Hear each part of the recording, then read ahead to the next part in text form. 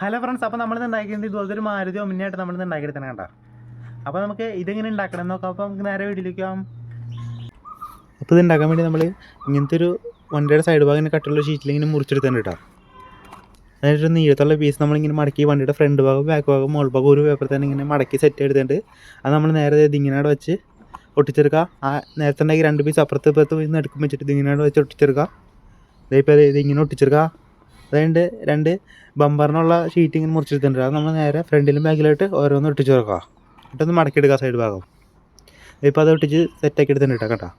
അതായത് നമ്മളിൻ്റെ ഹെഡ്ലൈറ്റൊക്കെ നമ്മളൊരു പേപ്പറിൽ ഇങ്ങനെ സെറ്റ് ചെയ്തിട്ടുണ്ട്. അത് നമ്മൾ നേരെ ഈ ഫ്രണ്ടിൽ ഇതിങ്ങനെ ഒട്ടിച്ചെടുക്കുക. പിന്നെ രണ്ട് മിററോട് സെറ്റ് ചെയ്ത് കൊടുക്കുക.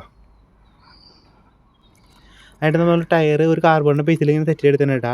അതിനകത്തേക്ക് നമ്മുടെ വണ്ടിയുടെ ബോഡി ഇങ്ങനെ സെറ്റ് കയറ്റി വെച്ചിട്ട് നമ്മളൊന്ന് പെയിൻറ്റ് ചെയ്തെടുക്കുക. അപ്പോൾ നമ്മുടെ വണ്ടിയുടെ പണി ഇത്രേ ഉള്ളൂ കേട്ടോ. നമുക്ക് ഒരു സിമ്പിളായിട്ട് തന്നെ ഉണ്ടാക്കാട്ടത്.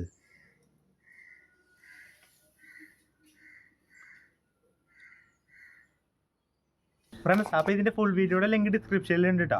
അതെല്ലാവരും കയറി കാണണം കേട്ടോ. അപ്പോൾ ഈ വീഡിയോ ഇഷ്ടപ്പെട്ട് സബ്സ്ക്രൈബ് ചെയ്യുക. പിന്നെ സാധനം വേണമെന്ന് വേണ്ടിയാൽ അപ്പോൾ നമുക്ക് അടുത്തൊരു കാണാം.